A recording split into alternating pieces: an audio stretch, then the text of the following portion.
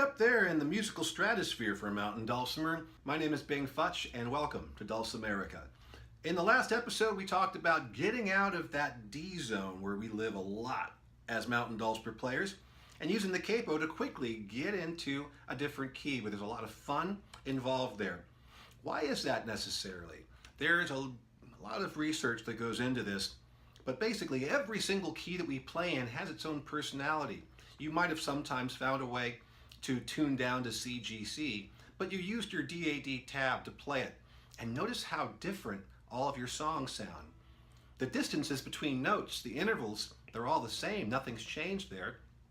The melody hasn't changed.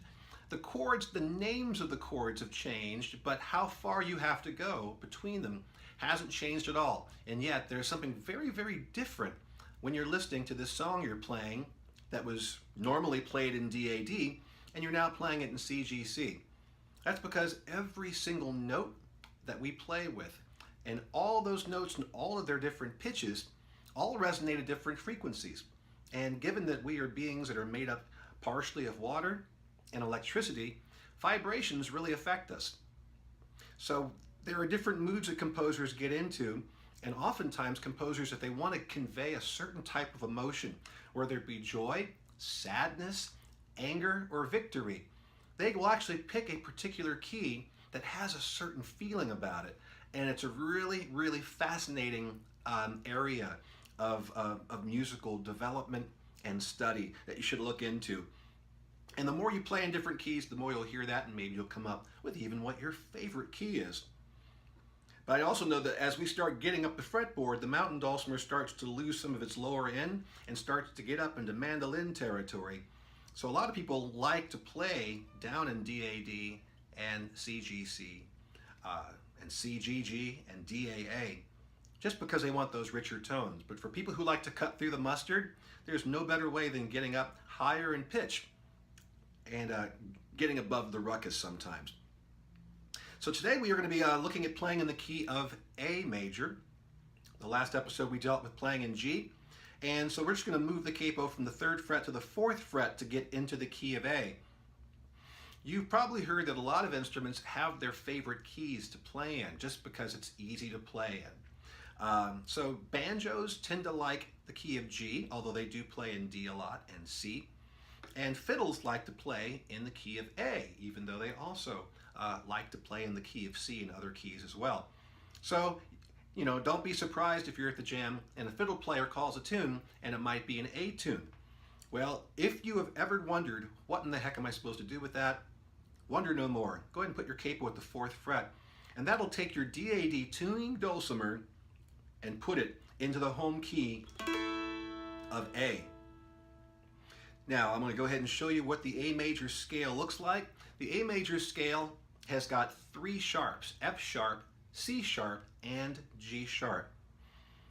So navigating this little trilogy of half steps where the 6, 6.5, and the 7th fret are all hanging out together can be tricky, but it also gives us the opportunity to do something that we could not do with the G major key, and that is we can play in 2 different keys here depending on whether we use the 6th fret or the 6.5 fret, and I'll get to that in a second. But right now, once again, we're going to be going using these 7 letters of the alphabet, and we only use A through G. Once we get to G, we flip right around and go back to A. And then knowing we have our sharps, F sharp, C sharp, and G sharp in the key of A, we'll simply call those notes by their appropriate sharp names as we go through. So capo 4, we start off with A on the bass string, moving up to B at the 5th fret. Here we're going to skip the 6th fret and go to the 6.5 fret to play C sharp. Come up to the 7th fret to play D. Then open on the middle string will give us E. Come up to our F sharp at the 5th fret, middle string. Once again skipping the 6th fret and going to the 6.5 for G sharp. And then finally we will end up at the 7th fret with A.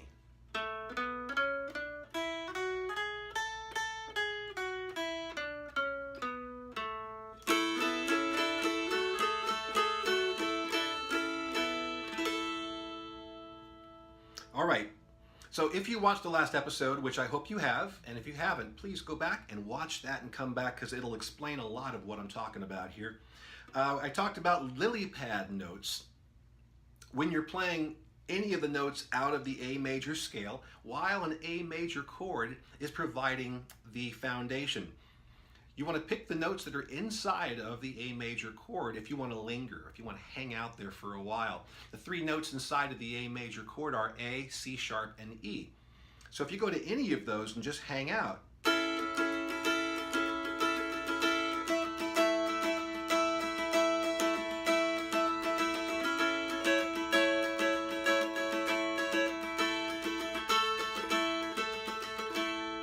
it's very consonant, it's solid, no problems. They're very restful chords when you're playing the chord and then adding in that, that melody note. It's all part of that A major chord.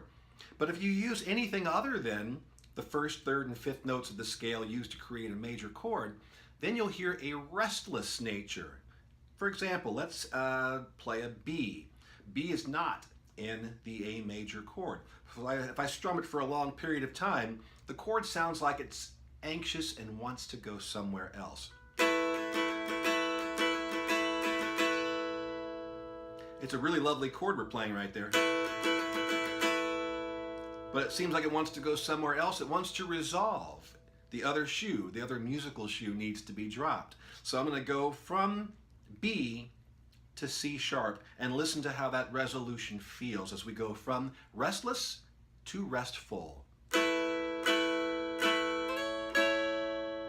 Ah, sweet resolution, isn't that nice?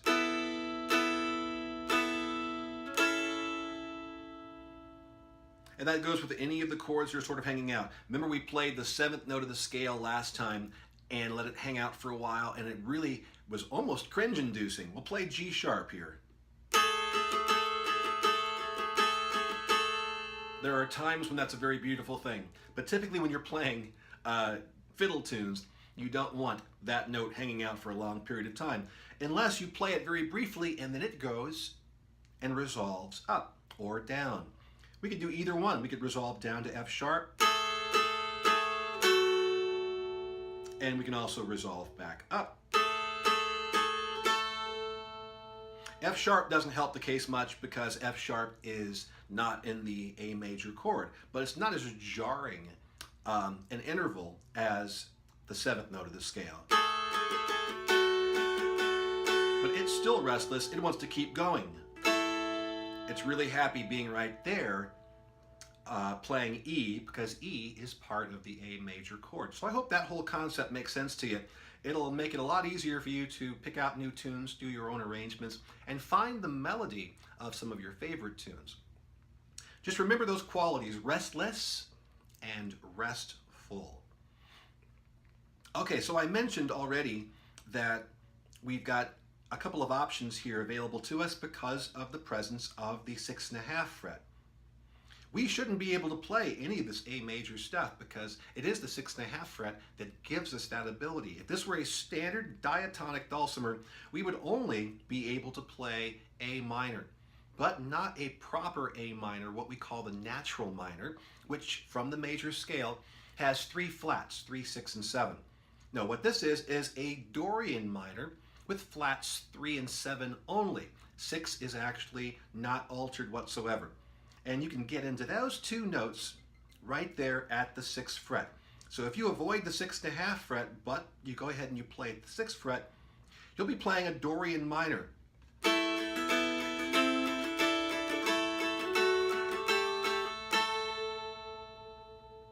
And that's a quick way of getting into a minor thing. You will have some clashes, however, if you're playing with somebody else in the key of A minor and they're using the flattened 6th note, because your 6th note is going to be up and unchanged. And with those two being played together, you'll encounter an interval called a minor second that sounds like this, and everyone's going to look at you, more than likely, to find out what the source of the dissonance is. So just be aware of that it is technically A minor, but it is a Dorian minor. But that is awesome because it still gives us the ability to play tunes like Rubens' Train, Cold Frosty Morn, Scarborough Fair, and a whole lot of other tunes that don't use that sixth note in the same way that the natural minor would. So just a little bit of information there. You want to play major A major, use the 6.5 fret, avoid the 6th fret. You want to play an A minor, being in mind of that it's a Dorian minor, then use the 6th fret, avoid the 6.5 fret. And so many of the rules that we've got as far as playing in different keys for us as mountain dulcimer players has a lot to do with this 3-fret region and what we do, the choices we make here. Same thing with playing in the key of D. You know, knowing that you want to play the 6.5 fret and avoid using the 6th fret makes all the difference in the world as you're hopping and skipping and just kind of having fun with things. So you can also play in the key of A without doing the capo, but that does mean that you would have to play, use your chords, and you'd have to close those chords up and keep your fingers on the fretboard at all times. I know some people don't like to do that. They want to be able to play with one finger and let the drone do most of the work, which is perfectly fine. But if you're going to be playing in the key of A without a capo, you're going to have to keep your fingers down on those strings all the time. So that's something to consider.